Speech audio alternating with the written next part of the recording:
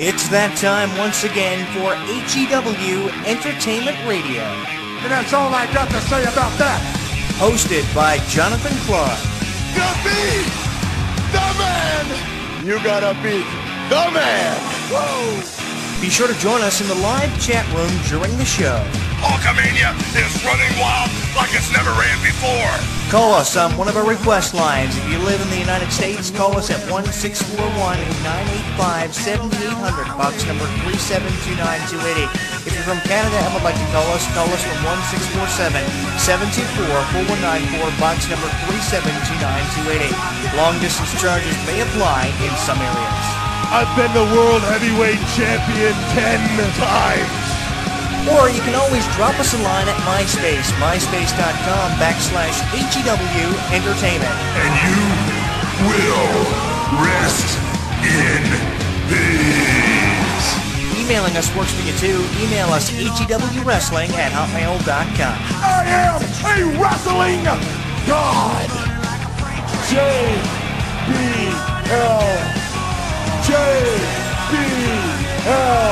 And now, without any further ado, here is your host of HEW Entertainment Radio on the official website of HEW Entertainment, Jonathan Clarke. The champ is here!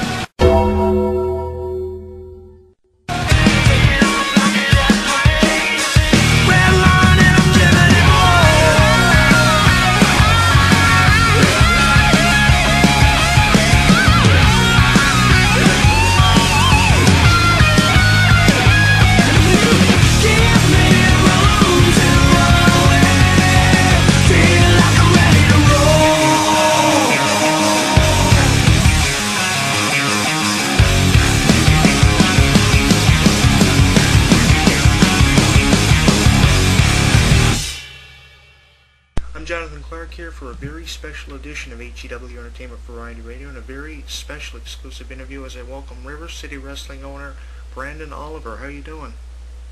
I'm doing great, thank you. You got a special show coming up first featuring Gorgeous George. I've had the opportunity to speak with her a number of different times. How did this all come about? Well, first of all, River City Wrestling is, in my opinion, one of the premier promotions in Texas.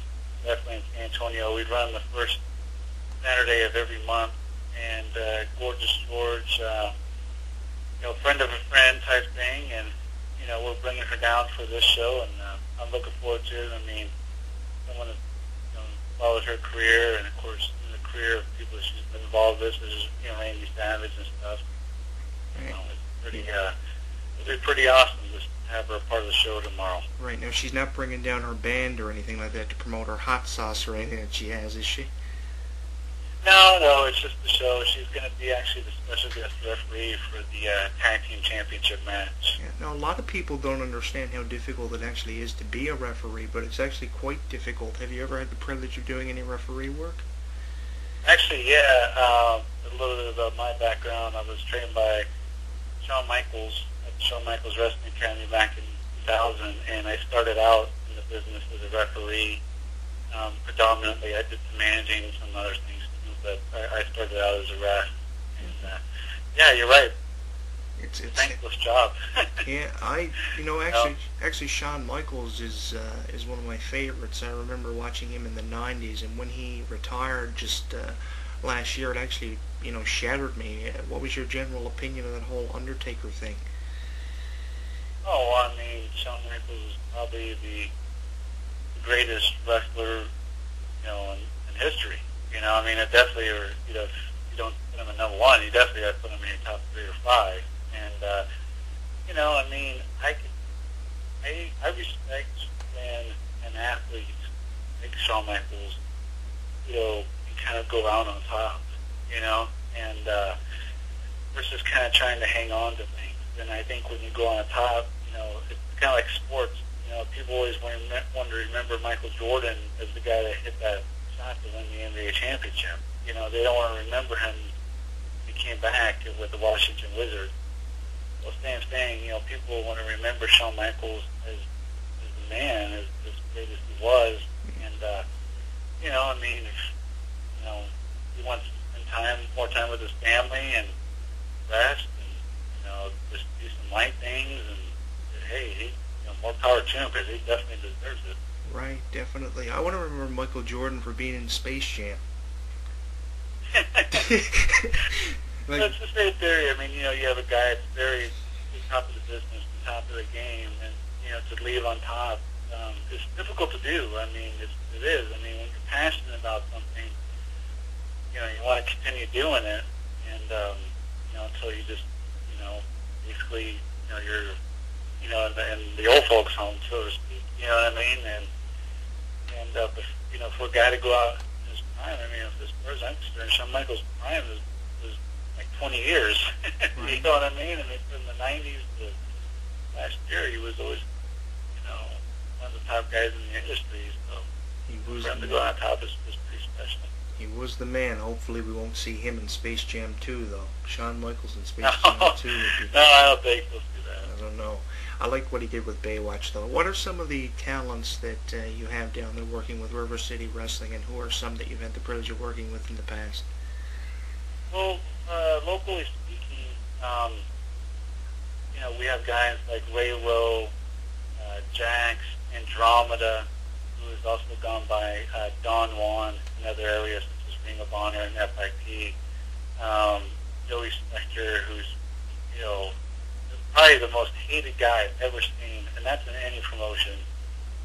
He just has, it's unbelievable how much people hate this guy. And the things that he does is, people could go to our website, which is rcw-wrestling.com, go to our YouTube. Some of the outlandish vignettes that he's involved in is unbelievable. Yeah. We also got Andy Dalton, and those are our local guys. Guys that have started with us and then moved on into bigger areas. It would be Hernandez, who's pretty much the heart and soul and backbone of River City Wrestling. We had him since he was hot stuff, and then now he's the Supermax and TNA. Yeah. And another one was Lance Hoyt that got us. He started out in the business. He was with us, and of course he went on to TNA and WWE. And then as far as bringing in outside talent, national talent, Alyssa Flash is always coming down to River City Wrestling. In fact, she was the first female to hold her title. We had a big storyline, big angle last year where Alyssa Flash feuded with Joey Spector, and it was kind of that male chauvinist type thing, where Spector just continued to berate the women and women's wrestling, and Alyssa Flash came in and he had an outstanding rivalry. I mean, it was outstanding. Oh, great. We brought in Marty Jannetty. We brought in Sunny several times. Back in 2003, we brought in 6 guys from all Japan, including the Great Muda. We had all the members of LAX. I had Conan, Homicide, and Hernandez on one show. So I mean, we got a good influx of local, national talent, even international sometimes. Right, definitely great. It seems like there's a great mixture of talent. And of course, you go to rivercity-wrestling.com for more information on what's going on there. Do you have a Facebook and stuff like that too? I'm sorry? Do you have a Facebook, like that thing, that Facebook, that fun book, whatever it's called? Yeah, we do. Just search River City Wrestling. It'll pop up.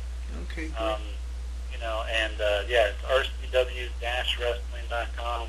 Okay. So check us out, and like I said, I mean, we run first Saturday of every month. And I mean, we pack the place, and it's always a great time. Yeah. You can always check out all the videos and stuff that we do. And the good thing about it is too, is that you plan yourselves out accordingly, and you give yourself enough promotion time to promote your event on your website or your YouTube, wherever. Some people basically just go all over the place. They have a show here, they have a show there, and the show basically becomes a clusterfuck. Yeah, and the other thing I wanted to bring up too is our partnership with WWE Show Funaki.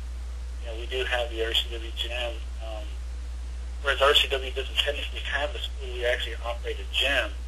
But we have 2 guys that serve as trainers there. One is a local guy named Andromeda, mentioned earlier. He trains guys as well as Shofunaki. He's running the new dojo out of there. And this